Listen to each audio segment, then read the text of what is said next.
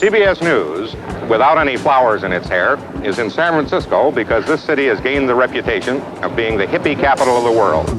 In the 1960s, a counterculture sprang up based on peace, love, and psychedelic drugs like LSD. The kids who take LSD aren't going to fight your wars. They're not going to join your corporations. Timothy Leary had an insight that if you changed yourself, it would change the world and change the society. Authorities quickly cracked down on the drug, fearing its alleged health effects. Instant insanity. Chromosome damage. It may affect your unborn children. The frightening thing about LSD, of course, is that it lurks in the bloodstream like a tiger. But today, half a century later, some psychedelic drugs are making a comeback, not on the streets, but in the laboratory, which is where it all began. There's really no other example that I can think of in science where an entire area of research was put on the deep freeze for decades.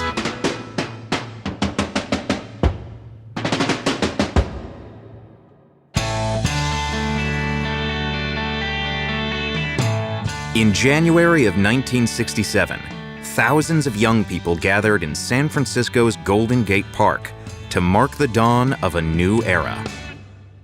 There was political speakers, there was countercultural speakers, there was rock music, and yes, the LSD flowed like wine.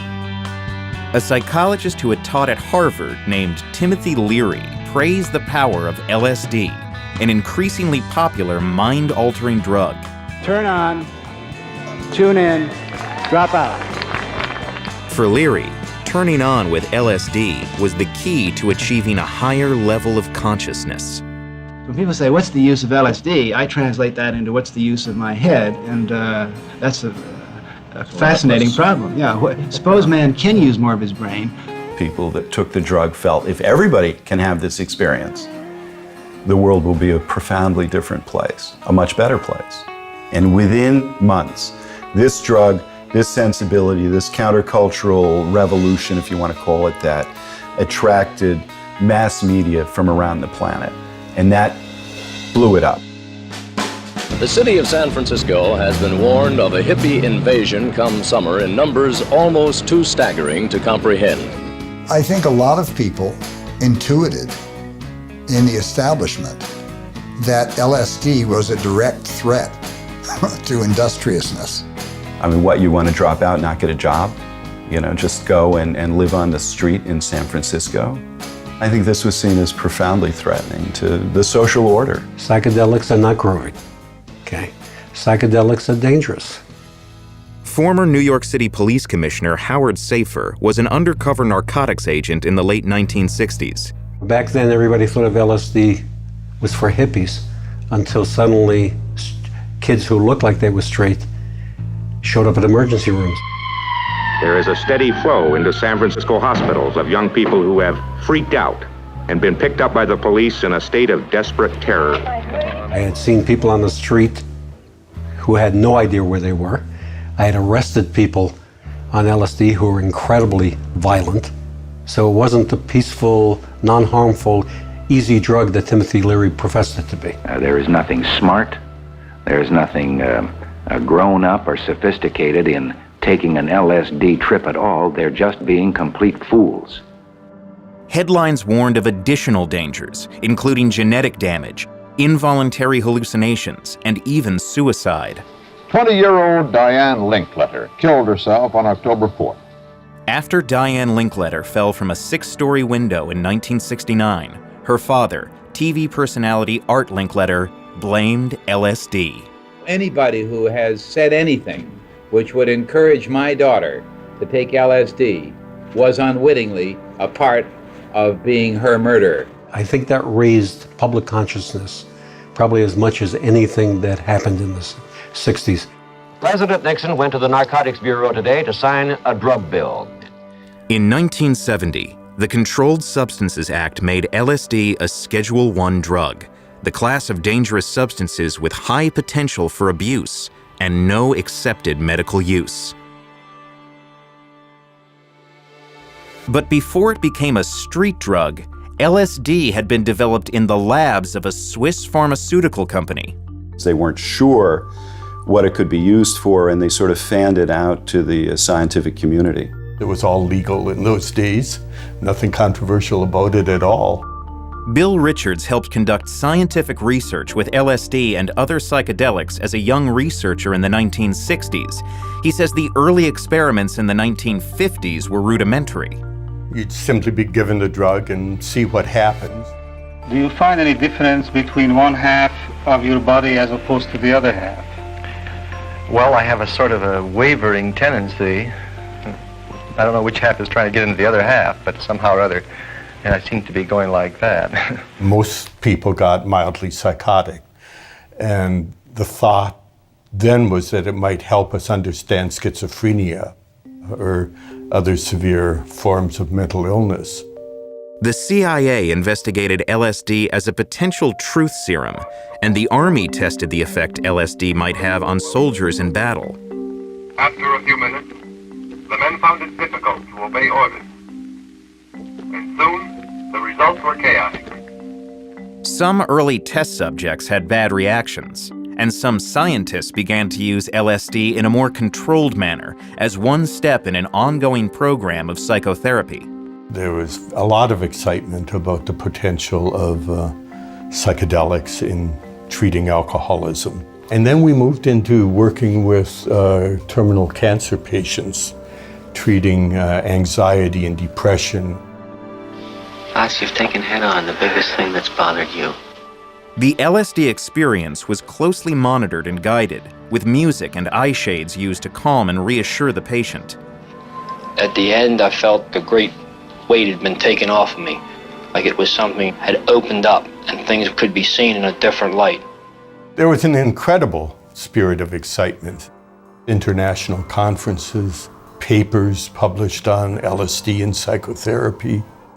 But as the 1960s progressed, and as people like Timothy Leary spread LSD from the laboratory to the counterculture, the drug's potential for therapy was overshadowed by stories of its dangerous street use. I'm a pretty black and white guy. There was never any thought in my mind that there were positive uses for LSD. I saw the results, and the results were not pretty. And after LSD was declared a Schedule I drug in 1970, funding and support for psychedelic research dried up. This is the most powerful tool ever discovered to look at consciousness, and it was taken away. Today, the psychedelic glow of the 1960s has faded, and recreational use of LSD, which is still illegal, has fallen to low but steady levels. But in the world of science, a new age is dawning. Folks are studying a lot of things with psychedelics now. Matt Johnson is a professor of psychiatry at Johns Hopkins University. He says that instead of LSD, most research today is done with psilocybin, a similar psychedelic with one important difference. It comes down to the spelling of psilocybin. It's a hard word to spell, but at least it's not spelled LSD, which is a very strong word that people react to.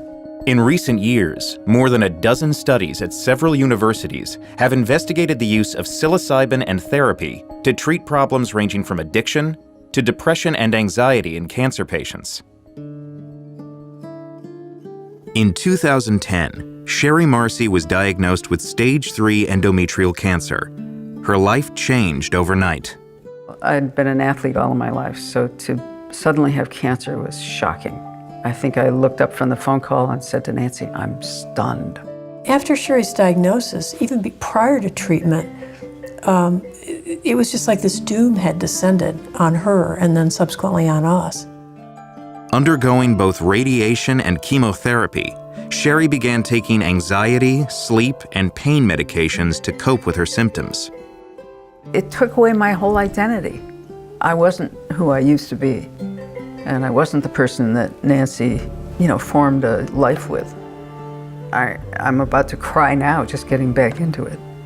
It felt like I sat on the couch and did nothing all day. Then, in 2012, Sherry read an article that mentioned a Johns Hopkins study on psilocybin and cancer patients who were suffering from depression and anxiety. It sounded like it fit me. It just fit. 8 weeks later, the couple traveled to Baltimore, where Sherry had the first of 2 psilocybin doses. There was sort of a ceremony about taking the pill. And then I was there for 6 hours reacting to the pill. And I processed by talking. So something I really learned about myself then. Because every now and then they would say, now, why don't you stop talking and just feel? But what happened to me was that I ended up getting totally reconnected, first to Nancy. Nancy and I had a wonderful life together, and it could go on. And I hadn't known that before.